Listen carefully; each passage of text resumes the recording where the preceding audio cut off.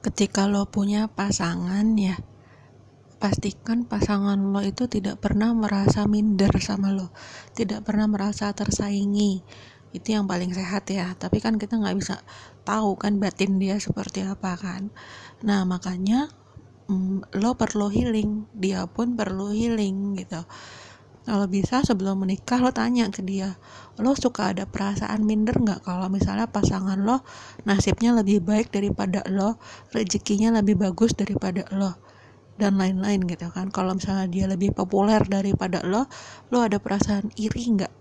Atau kalau sudah ada perasaan iri, biasanya lo atau dia ya kan, maksudnya siapapun yang iri itu akan berusaha menyabotase kesuksesan pasangannya gitu kan. Nah makanya apa ya namanya ya, atau kelihatan nggak bahagia gitu loh, kelihatan kayak nyinyir gitu kan, kasih komentar nyinyir.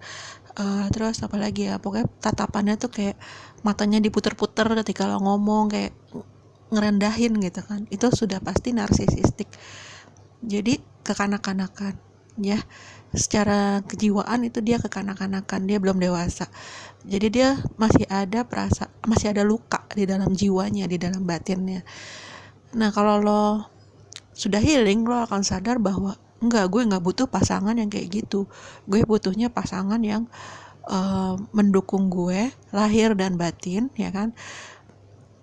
Tidak harus didukung secara materi, nggak apa-apa, yang penting dia ngedukung kesibukan lo, ngedukung aktivitas lo, ngedukung kayak pengabdian lo ke orang lain dan ke keluarga dan lain-lain gitu kan, dan ke dia juga.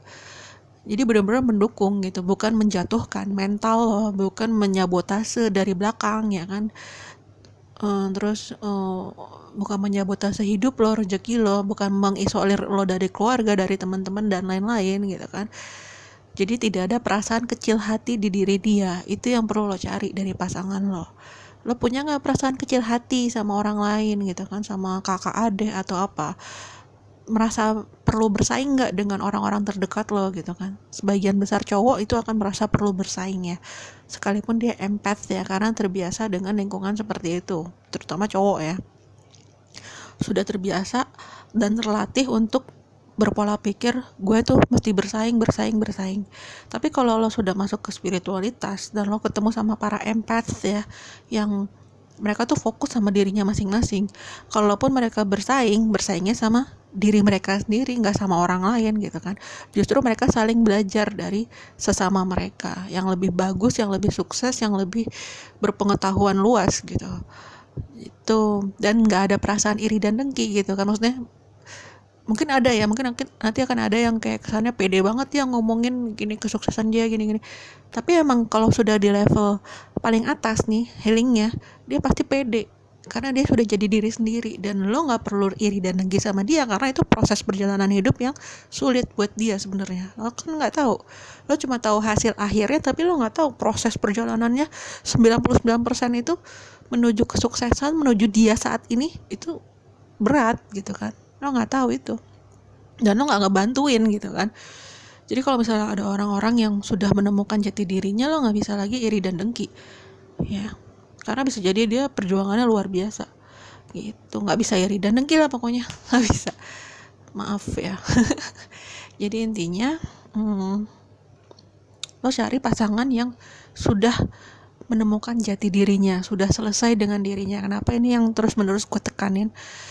Karena ketika lo mendapatkan pasangan yang belum selesai dengan dirinya, dia akan berusaha dengan segala cara memanipulasi energi lo, baik secara fisik maupun secara batin ya, baik 3D maupun 5D. Dan jatuhnya jadi jahat gitu loh. Walaupun mungkin di depan lo dia senyum-senyum, tapi ternyata niatnya jahat sama lo, jahat banget, bisa jadi jahat banget ya kan. Makanya lo perlu pasangan yang sudah healing, sudah sehat mentalnya, sudah siap menjalin hubungan sama lo dan membina hubungan yang sehat gitu. Itu nggak ada syarat lain, maksudnya itu standar lo, jadikanlah itu standar lo supaya perjalanan hidup lo tuh mudah ke depannya ya, tidak saling membebani, tidak saling justru saling membuat berkembang satu sama lain, jadi lebih baik dengan visi misi yang mungkin sama atau serupa Jangan cari pasangan yang mungkin punya visi misi yang berseberangan sama lo. Itu lo bisa kayak apa ya, kayak nggak akur lah gitu, dan sudah pasti toxic cenderungnya gitu. Jadi tanyakan semuanya sebelum menikah, karena menikah itu berat Bu, gitu loh. Dan pastikan lo sudah tidak terkoneksi dengan mantan atau orang-orang di masa lalu yang memang tidak pengen lo bahagia dengan pasangan lo. Pastikan itu gitu loh.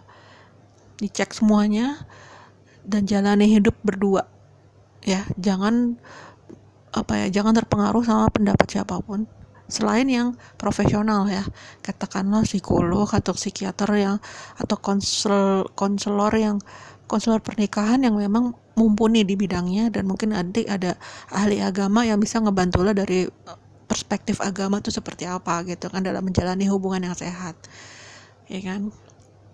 Harus yang sehat ya, jangan lagi kita belajar dari yang toksik gitu loh.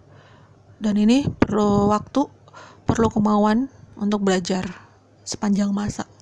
Nggak bisa kita ngerasa bener terus gitu ya kan. Jadi terutama dalam hal memilih pasangan, cari pasangan yang sayang sama lo, bener-bener sayang, bener-bener kayak oke, gue mau berkomitmen sama lo sampai kapanpun gitu, sampai akhir perjalanan hidup gue gitu. Dan itu nggak cuma omongan, itu dibuktikan.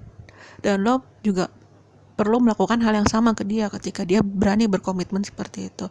Dan itu harus disyukuri, karena memang nggak semua orang bisa dapat pasangan seperti itu gitu. Semoga lo dapat pasangan seperti itu ya. Gue doakan yang terbaik buat lo semuanya. Makasih ya.